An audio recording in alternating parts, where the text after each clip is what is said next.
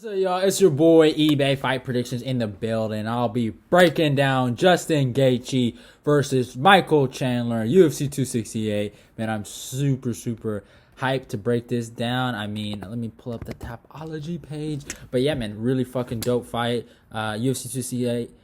I mean, dude, this fight and Colby versus Usman are two of the fights that I've been super hyped for. I did a film study on this. And obviously Usman versus Colby, two fights I feel like are gonna deliver this year. There's no way it can't. It's just no way it can't, y'all. Like, this is a fight of the year contender right here, and it has that potential. So I can't wait to I did a 5-fight breakdown on it, and it's just one of those fights where it's just like, stylistically these guys are so similar. The way they fight, the way they bring the action, but they also have their their differences, right? And how they do their things and how they accomplish their things. But obviously I looked at their last six, but I looked at only, I didn't look at their last six. I looked at their last five, but I added a few fights. Obviously I added one man into this, and I had to add potentially the grandfather of them all, right? Or you could say Eddie is not the grandfather, and maybe Chandler's the grandfather, but I had to add the Eddie Alvarez fights between both of them. So that's, three. But I mean, this is a phenomenal fight. The story of this fight, I mean, both guys are coming off losses in championship fights in the main events of their pay-per-views, respectively. And both guys are trying to rebound. Both guys need the win, and both guys are trying to get back in that title hunt and try to eliminate as many names as possible so they're back in the discussion to make themselves only the one guy to fight for the title. And that's what this fight's about. Chandler has been a lot more active than Gaethje. Obviously, Gaethje hasn't fought since the Khabib fight. That was 11 months ago. So now he's back to get back in there and get this work. So it's a big fight for him, and it's kind of remind the fans why he is the highlight, and Chandler's there to remind the fans why his nickname is Iron. So I think it's a great fight stylistically, and that's pretty much the story of it. It's just contenders, top five contenders fighting each other. Really, there's not much into it. Obviously, Gaethje has said publicly, that Chandler is probably, this is the James Vick fight for him. He doesn't like Chandler. There's something about him. Obviously, there was some, it was actually kind of funny. Ali, his manager, was on Twitter, just went on a complete tirade of Chandler. Brought up the Will Brook fight, brought up the Oliveira fight, brought up the Patricio Pitbull fight, all these fights where he just lost, and called him a bum and said he doesn't deserve to fight Gaethje. Sorry. But yeah, he went in. So really, there is some dislike coming from Gaethje, and obviously there's a lot of things that go into this in the secret. Obviously, it's just my opinion, but I honestly do feel like Usman and Chandler are somewhat beefing, and I think that's kind of slid into Gaethje's mentality. Now a lot of people might ask me, why do I think that? The Usman and Chandler used to be teammates. Now Usman had left, and Chandler, I remember I had followed Usman for a long time, and I remember he used to repost Chandler and say, you used to wish him luck before his fights, right? And obviously there was just really good camaraderie. But since the Gilbert Burns fight, and I think Chandler and Gilbert have become really close, and since Usman has become champ, right? And when Gilbert was getting ready to fight Usman, and I think Chandler also has a relationship with T Wood, so there's a part of that. Maybe Chandler feels some type of way about how Usman did T Wood, but what was I? Oh yeah. So when Chandler was tweeting at UFC 260 or 258 when Usman fought Gilbert Burns, he was like, if Gilbert lands one shot, that overhand right, a la the Woodley fight again, and he had basically made a pro Gilbert Burns kind of post, but it was free game at that point. Usman had left the gym and they were supporting Gilbert, so I kind of understand where they're coming from because he's not in the gym no more, but that's just not right, and I think that kind of rubbed Usman the wrong way, and I kind of feel like that's transferred to Usman's whole entire team, and they're all like, fuck Chandler. Like, I think, and there's been multiple people that have come out at the woodworks to say Chandler it's kind of like almost John Jones. He seems like, because he's a nice guy, right? Because I was a Chandler fan before he did what he did to my boy. But I was a big Chandler fan, and I liked him a lot. But I've heard so many things that he's just like kind of like John Jones. He's super fake. So I think there is a big disliking from the Ali team to Chandler. That's what I think. Like I get that vibe. I might be wrong, but it's just something something I came up with. But I kind of wasted like 2 minutes of talking about nothing basically. So let's get to the stats to see where these guys are ranked. Obviously, you have to go back, but the UFC rankings. But yeah, they're obviously top 5. Let me see. Yeah, Justin Gaethje number 2 and Michael Chandler number 4. So really big fight for both guys. I mean, high stakes and high rankings right there. But in terms of record, Gaethje comes with an incredible record of 22-3. Fights out of Colorado, age 32, a height of 5'11", and a reach of 70. Chandler, record of 22-6. Fights out of Florida, age 35, a height of 5'8", and a reach of 71.5. So, I mean, yeah. Obviously, Chandler does have the reach advantage, but Gaethje's taller, so that's going to be interesting. And one of the hardest kind of stylistic matchups are a guy that's, this kind of short but with long arms. We saw it with Volkanovski when he fought Brian Ortega, and it's a really hard stylistic matchup because it's not a big reach advantage, but it's a little bit, and it can get annoying, and you got a little guy and he's coming underneath you and hitting you with those long arms. It's really super annoying. But I mean, Gaethje has shown over his career he's able to deal with that. And if we look at the fights that he's fought, I mean, it's crazy. But I really got to go look at the Eddie Alvarez fight. I really got to go back and look at that before we talk about his last 5. That fight was so pivotal in his career. I know a lot of people talk about the Dustin Poirier fight, but this one I felt like was so pivotal because he, not only did he get the Ultimate Fighter slot before this, a lot of people forget that they did have a tough show. It was Eddie versus Justin, but this was a big fight. He wins this, he's potentially fighting for a belt, beating a guy that just lost his belt, former champion. There was so much hype. So many people had kind of doubted Eddie. Everyone was done with Eddie, and Eddie was just a bat out of hell. Eddie, I personally feel like Eddie gave his career into this fight. I know that sounds weird, but I feel like Eddie gave everything, and Gaethje just couldn't take it, and it was just crazy. Eddie was just on point, y'all. His jabs, his 1-2s, his body punching. Like, he was on point, y'all. I mean, it was insane. All the body punches that he was able to land, all the combinations, the uppercuts, the hooks, and everything he was able to do, and just always every combination he ended it with a body punch. It was incredible. I mean, the body work in this fight from Eddie, it was really what won him this fight. Now, obviously, it was really Eddie's body work versus Justin Gaethje's leg kicks. Now, Gaethje, he landed some leg kicks, he landed some leg kicks, some debilitating leg kicks that kind of even hurt Eddie to the point where he even fell sometimes, and he got Eddie. And that's obviously something he's going to use in the Chandler fight, something that's going to be very pivotal in that fight.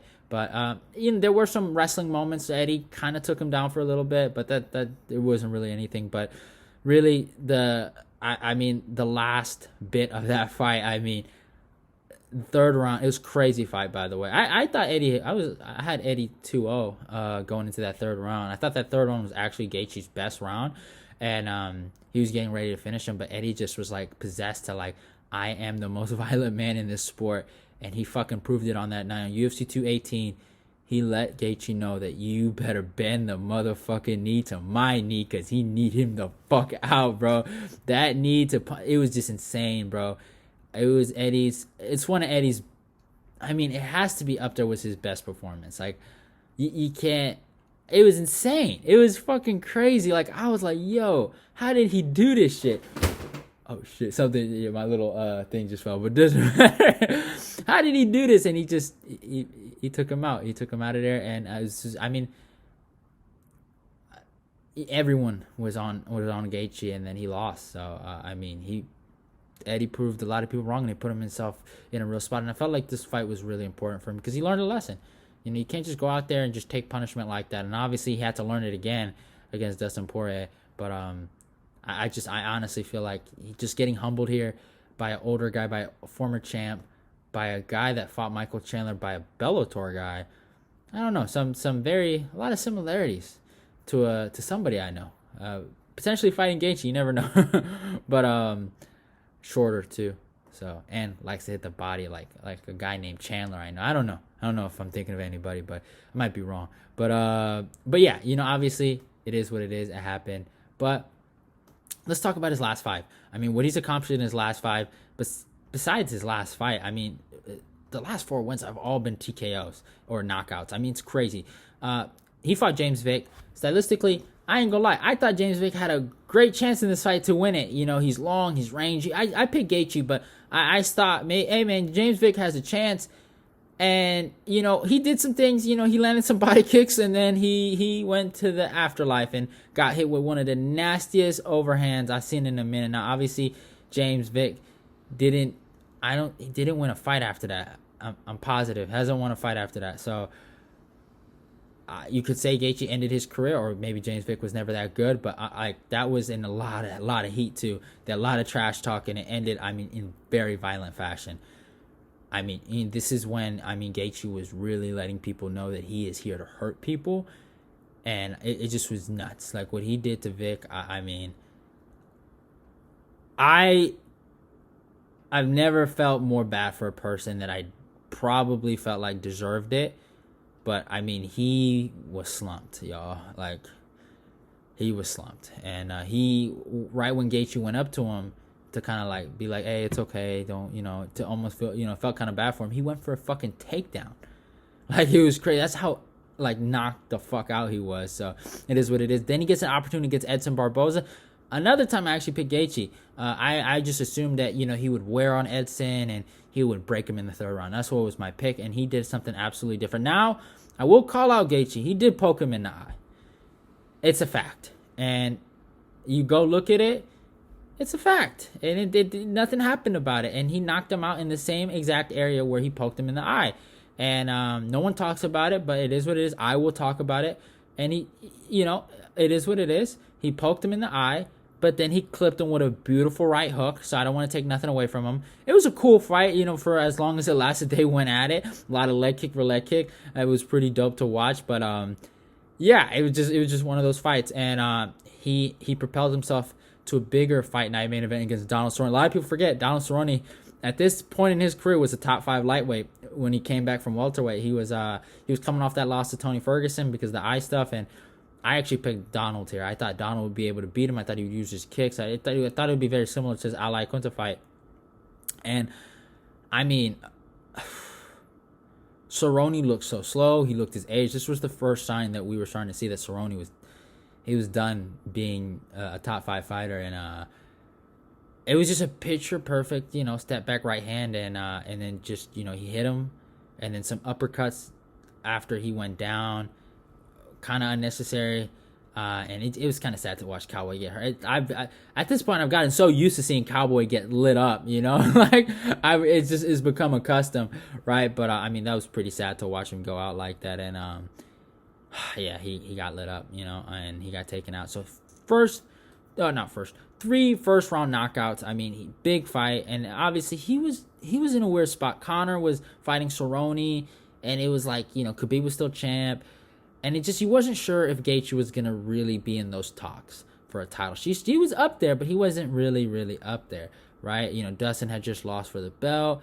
It was a weird situation. It looked like they were kind of going towards the area of Conor versus Khabib, and but then COVID struck, and obviously they were thinking about doing Tony versus Khabib. Obviously 249, people remember that, and then Khabib was like, "Nah, I'm not gonna fight Tony," and it was just this big issue. And Tony, here's like, a lot of people think I don't like Tony.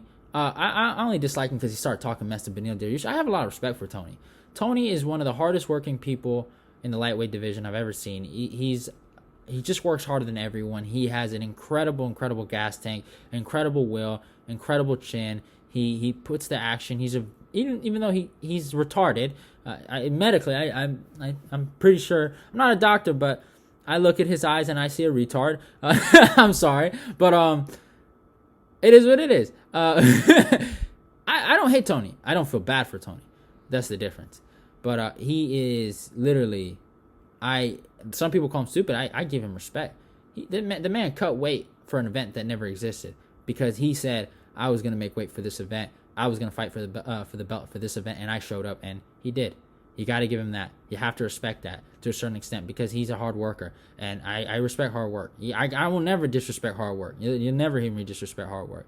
And but this is what happens when you kind of take your hard work to your head, and you start kind of almost reading your own paper clippings. And I truly believe Tony Ferguson believed in his own gimmick and started accepting fights he should have never accepted. And I knew from day one, if he had ever fought Justin Gaethje, you can go watch, you can go all the way back to my YouTube channel.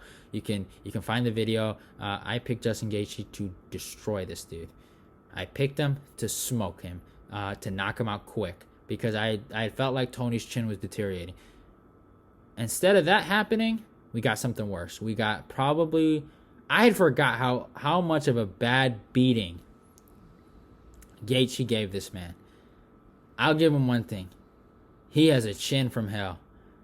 But accepting this fight was probably the dumbest thing he ever did. But he did it. It was like someone had to step up.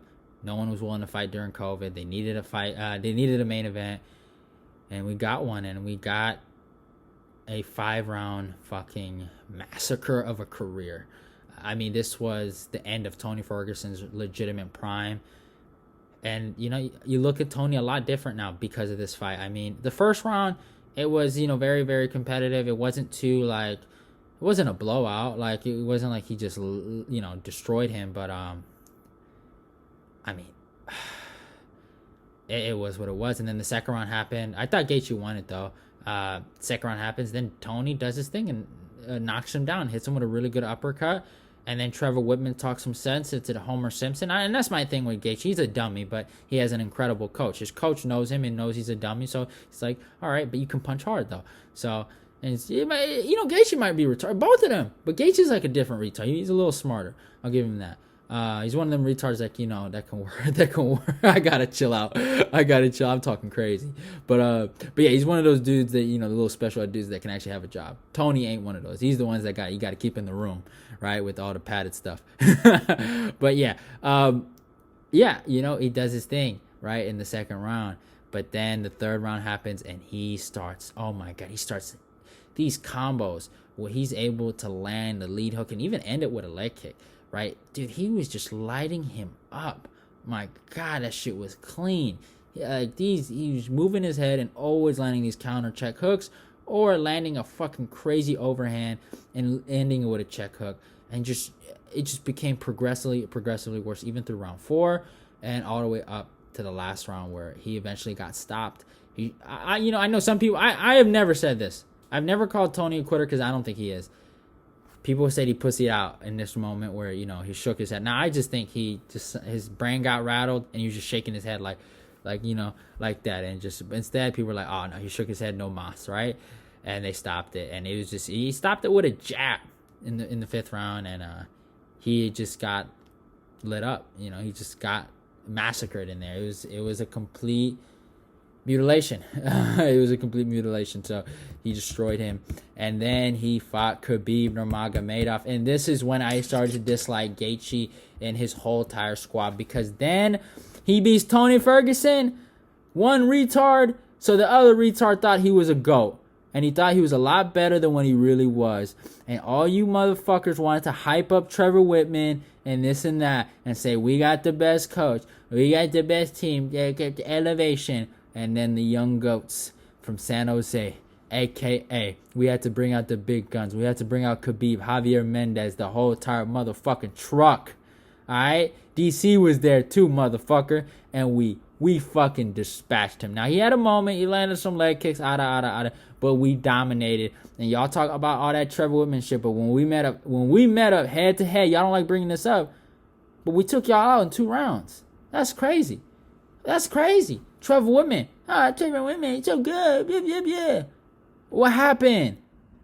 What did Trevor Whitman say after that? He was silent. He ain't got nothing to say.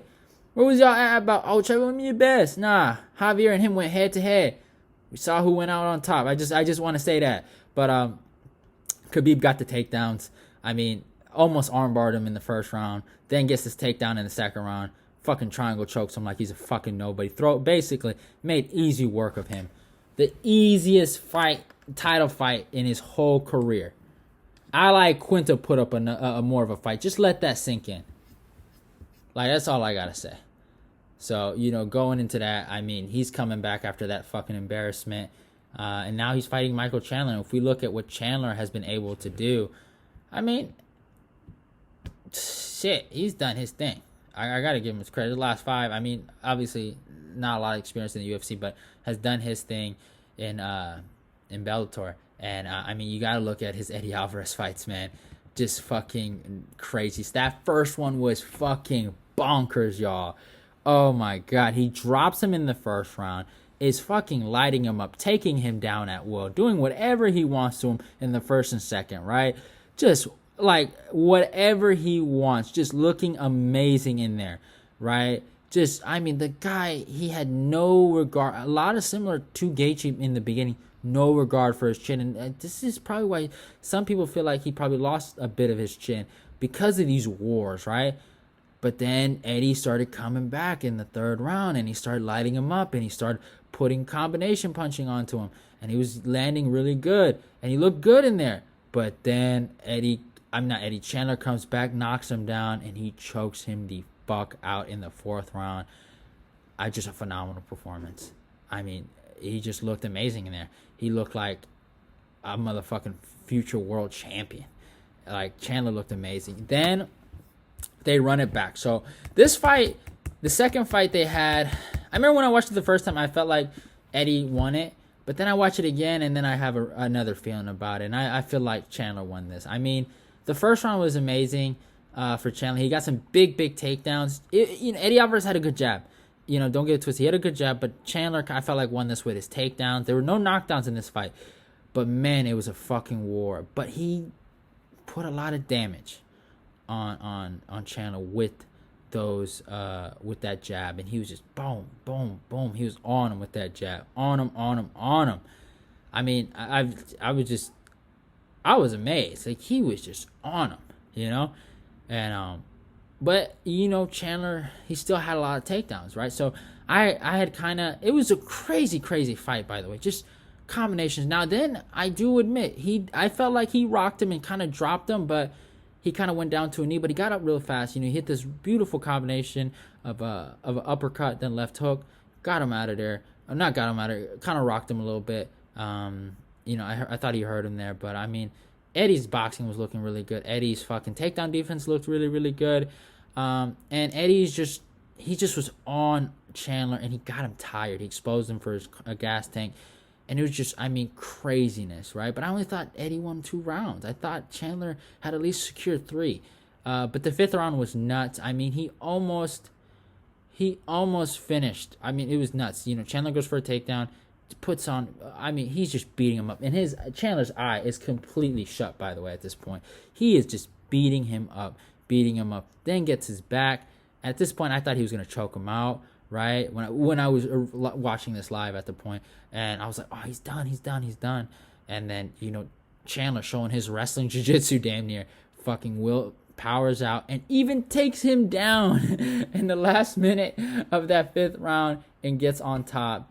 And I thought Chandler won this fight. When I watched it, I thought he won both. And this was a Chandler that was very, very raw, a very, very raw Chandler. So it is what it is. And then we go look at his last 5. I mean, what he was able to do, he has that loss to Patricio Pitbull, right? Very, very controversial. It happened, but the story behind this, we all know. He knocked out his brother, right? Patricky, talked a lot of trash. And this is when I kind of lost a little bit of respect for Chandler.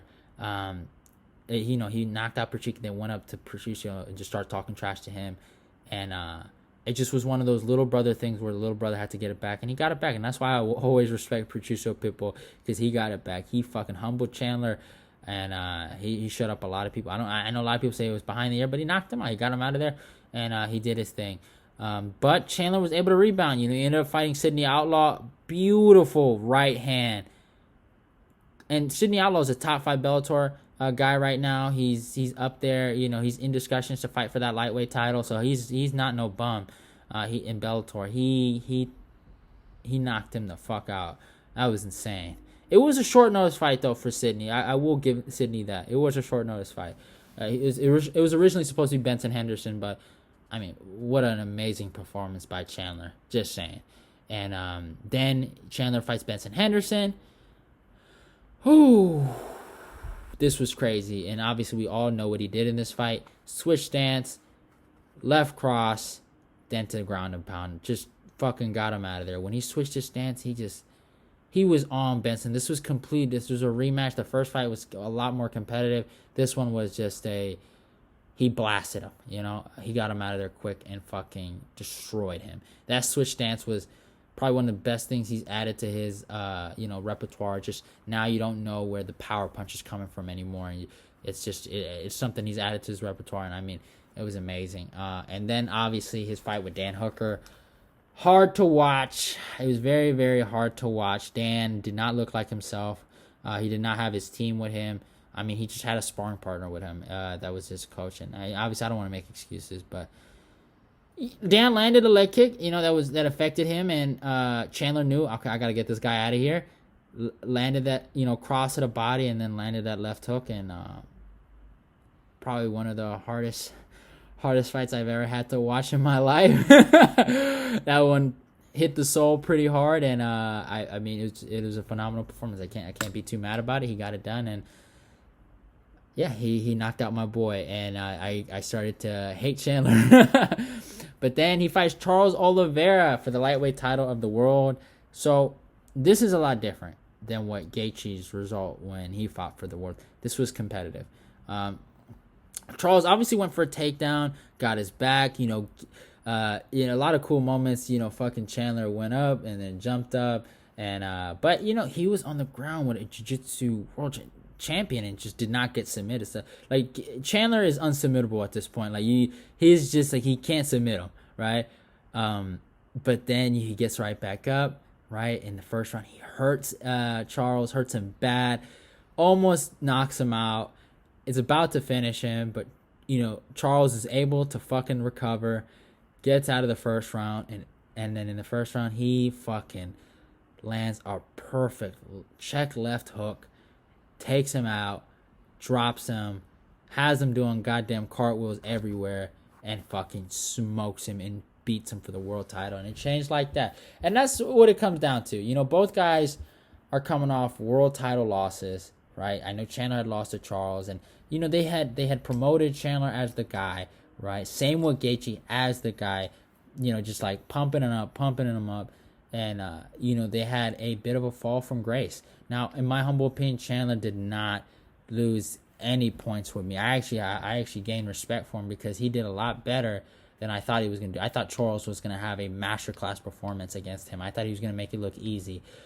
Charles looked amazing, but he looked amazing in a different way because he showed heart.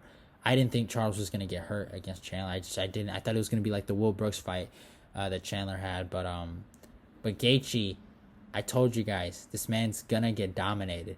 And instead of getting dominated, he got even done worse than I thought he was going to get. He got fucking mutilated. He got raped in there. His virginity got taken by Khabib. I'm sorry, y'all. And he looked so bad in there, right? So that's what it comes down to. But at the end of the day, in terms of this matchup, I mean, here's the advantages. Gaethje has his leg kicks, and I would say Gaethje has... No, I'm not going to say he has a better chin. It's really Gaethje's leg kicks and his boxing versus Chandler's boxing and his wrestling. And Gaethje has shown to have really, really good leg kicks. Chandler's shown against a lot of guys, like Brett Primus, to be susceptible to leg kicks. Even against Charles. Charles was able to land a pretty good leg kick in there. He's shown to be susceptible to that. And he's going to have to battle against that. And he has a lot of power punch. And he has, I don't know if I would say he has a better chin. That's something I'm still debating. But I would say, I don't think he has a better chin. I really don't. I mean, Chandler's been knocked out, what? Twice, right? In his career? Against Charles, right? One. Against Patricio. Oh, against Will Brooks. Yeah, I forgot about Will Brooks. But yeah, okay. So he's been knocked out 3 times. All right? Gaethje's been knocked out twice. So, at this point, I'm just going to be honest with you. I got to go Chandler here. I might be crazy, but I got to take Chandler. I think stylistically, Chandler's wrestling and his in his boxing and the way he goes to the body, similar to how Eddie did, is going to help him a lot. And that's what affected Gaethje is Gaethje is really, really good boxing. He's a good headhunter.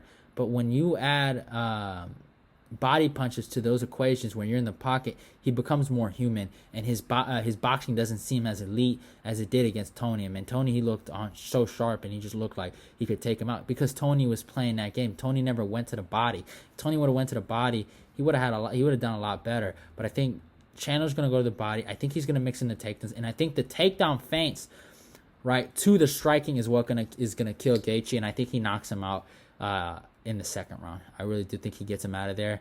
And I got Michael Chandler. I know it's crazy, right? I told you I did not like this man because of the Dan Hooker fight, but I will admit he is a good fighter. And also my dad loves Justin Gaethje, so I kind of want to see my dad cry a little bit about his boy losing, because he was hella sad when Khabib beat him. So yeah, I gotta take Chandler. He has good wrestling. He's a bit of a dog here. He cracks really hard, and I don't think Gaethje is more durable than him. So it's hard to pick Homer Simpson over a real UFC fighter. You know what I'm saying? you can't pick Homer over a real UFC fighter in Michael Chandler. So I gotta take Chandler here for second round TKO. Hope you guys enjoyed the video. That's it for me and my breakdown. And yeah, it's your boy. Go follow me on my Twitter. Go follow me on my Instagram. All those links will be down below in the description box. Also subscribe, like, comment, share the video. Let's get this eBay Fight Prediction Nation growing. Love y'all, and goodbye. To the octagon, I think we've seen a maturation process after the couple knockouts he's suffered, and then we saw the maturation process as he's been more of a calculated, composed, smart, and sharp fighter. However, I think a lot of people think that Justin Gaethje is a lot crazier than I am, when really just because I'm maybe a little bit more buttoned up, or maybe I give a decent interview, and maybe I'm newer to the mainstream and newer to the UFC, that they think, well, this guy's crazy and this guy over here must not be, because he's got a decent haircut and he speaks a certain way. Like the things people say about me are very interesting, right? But I just think I want it to be known, like, we're going to fight fire with fire. You have met your match. Justin Gaethje, as he came into the UFC, has said numerous times, show me my equal. And I think he has seen his equal. He saw his equal in Dustin Poirier and Eddie Alvarez and Khabib. And I am very much his equal. And I do think I am the superior fighter. And I think November 6th, I get to put that on display. And maybe I'm right, maybe I'm wrong. Either way, y'all are going to be entertained.